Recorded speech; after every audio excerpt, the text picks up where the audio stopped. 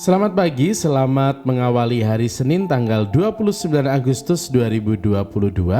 Apa kabarnya untuk Anda semua? Semoga hari ini kabarnya baik-baik. Semoga hari ini kita semua bersyukur dan dilimpahi dengan segala berkat dan rahmat yang kita butuhkan untuk perjalanan karya dan juga perjumpaan kita hari ini bersama dengan orang banyak. Semoga istirahat kita tadi malam menjadi bekal bagi kita untuk menjalani perjalanan sepanjang satu hari ini. Hari ini hari Senin tanggal 29 Agustus 2022, gereja memperingati peringatan wajib wafatnya Santo Yohanes Pembaptis, seorang martir. Dan bacaan Injil untuk hari ini adalah dari Injil Markus bab 6 ayat 17 sampai dengan 29. Sekali peristiwa, Herodes menyuruh orang menangkap Yohanes dan membelenggunya di dalam penjara. Berhubung dengan peristiwa Herodias, yakni bahwa Herodes telah memperistri Herodias, istri Filipus saudaranya. Yohanes pernah menegur Herodes, "Tidak halal engkau mengambil istri saudaramu." Karena kata-kata itu, Herodias menaruh dendam pada Yohanes dan bermaksud membunuh dia. Tetapi tidak dapat, sebab Herodes segan terhadap Yohanes, karena ia tahu bahwa Yohanes adalah orang yang benar dan suci, jadi ia melindunginya. Tetapi setiap kali mendengar Yohanes, hati Herodes selalu terombang-ambing, namun ia merasa senang juga mendengarkan dia. Akhirnya tiba juga kesempatan yang baik bagi Herodias, yakni ketika Herodes pada hari ulang tahunnya mengadakan perjamuan untuk pembesar-pembesar, para perwira dan orang-orang terkemuka di Galilea. Pada waktu itu, putri Herodias tampil lalu menari, dan ia menyukakan hati Herodes dan tamu-tamunya.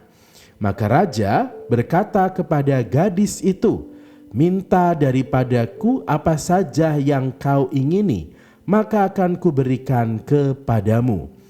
Lalu Herodes bersumpah kepadanya, "Apa saja yang kau minta akan kuberikan kepadamu, sekalipun itu setengah dari kerajaanku."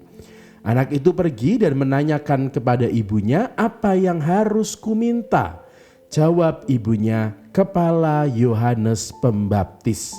Maka cepat-cepat ia pergi kepada raja dan meminta, "Aku mau supaya sekarang juga engkau berikan kepadaku kepala Yohanes Pembaptis dalam sebuah talam."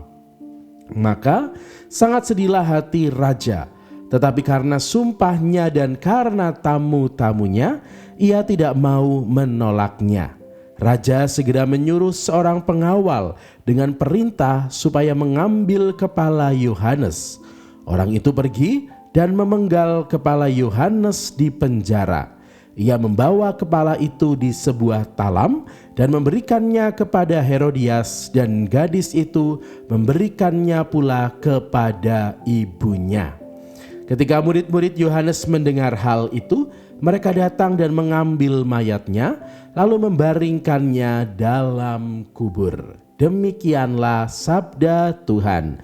Terpujilah Kristus. Saudari-saudara sekalian, di dalam hidup kita, di dalam pengalaman yang mungkin pernah kita alami, mungkin di dalam kebersamaan, entah itu di pekerjaan, entah itu di dalam pelayanan, entah itu di tengah masyarakat atau dimanapun kita berada, di dalam relasi kita dengan orang lain, mungkin kita pernah melihat atau menemukan sebuah praktek atau sebuah kejadian di mana di situ adalah sebuah kejadian yang membuat kita merasa terganggu karena terjadi hal yang mungkin tidak adil, hal yang seharusnya tidak dilakukan, atau terjadi praktek-praktek pelanggaran atas aturan dan hukum tertentu. Misalnya, di tempat bekerja kita melihat ada sesuatu yang tidak beres yang mengarah pada tindakan-tindakan yang kurang baik. Misalnya, ada KKN gitu ya, ada korupsi atau ada orang yang datang untuk menyogok dan lain sebagainya. Sebuah praktek yang mungkin pernah kita alami. Atau kita bisa melihat bahwa di sekitar kita mungkin ada praktek-praktek ketidakadilan, di mana ada orang yang menindas orang lain, lalu tidak menghargai, melakukan hal yang tidak seharusnya, melakukan perbuatan-perbuatan curang dan lain sebagainya. kita ada di situ dan mungkin di dalam situasi itu ada banyak pilihan yang muncul di dalam diri kita.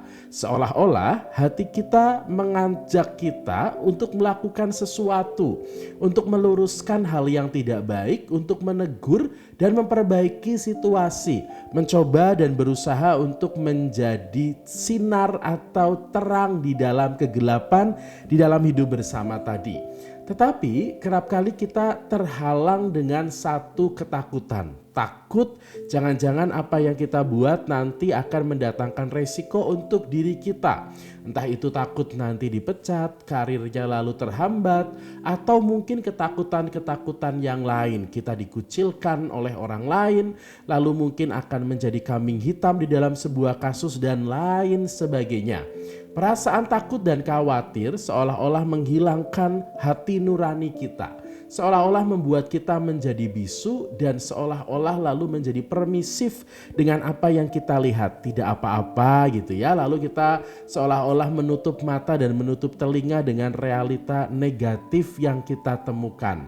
Hal ini berbeda dengan yang dilakukan oleh Yohanes Pembaptis.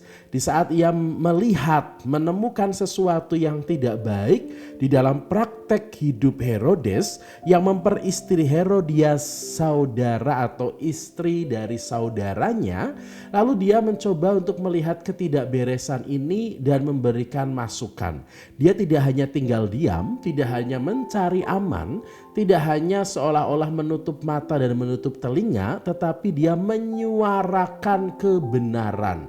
Dan itulah keistimewaan Yohanes Pembaptis, menyuarakan kebenaran. Suara kenabiannya menjadi jelas. Dia tidak menjadi orang yang abu-abu, tetapi dia jelas memperjuangkan sesuatu yang baik walaupun di dalam perjuangannya ternyata ada sebuah resiko yang amat besar yang harus ia bayar, yaitu sampai pada kematiannya. Tetapi kematiannya walaupun di dalam sebuah tindakan sadis dia dipenggal kepalanya, tapi kematiannya menjadi luhur dan dia menjadi harum karena dia tidak mengingkari hati nuraninya. Kita semua sebagai manusia akan banyak bertemu dengan ketidakadilan, bertemu dengan ketidakberesan atau hal-hal negatif lainnya di dalam hidup kita bersama dengan orang lain dimanapun kita berada. Tetapi Tuhan memberikan hati nurani kepada kita untuk berbicara. Hati nurani yang mengarahkan kita kepada hal yang baik. Dan kita dipanggil untuk punya suara kenabian. Menyuarakan hal yang benar, menyuarakan hal yang baik, tidak hanya sekedar ikut arus. Apalagi masuk di dalam kubangan negatif, kubangan kegelapan tadi. Semoga hari ini menjadi hari yang penuh dengan berkat untuk kita semua. Kita semua semakin sadar akan panggilan kenabian kita, menyuarakan suara kenabian, mengatakan yang benar, tidak hanya mencari aman, tidak hanya bersikap secara abu-abu yang penting saya selamat, tetapi panggilan kita sebagai manusia, lebih-lebih sebagai orang Katolik, pengikut Kristus, anak-anak Tuhan dan murid-murid Yesus Kristus sendiri, kita diajak untuk mau mendengarkan suara hati. Karena di dalam suara hati itulah Roh Kudus menuntun dan mendampingi langkah hidup kita. Dan semoga kita tidak hanya selalu ikut arus, tapi kita mampu mewartakan, menggemakan dan mengatakan suara kenabian, suara yang benar yang berkenan di hadapan Tuhan. Semoga hari ini, hari Senin, menjadi hari yang indah untuk Anda semua. Semoga kita melewati hari ini dengan penuh syukur dan berkat. Dan semoga awal hari ini serta awal pekan ini menjadi segala sesuatu yang baik untuk kita sepanjang hari ini dan sepanjang pekan ini.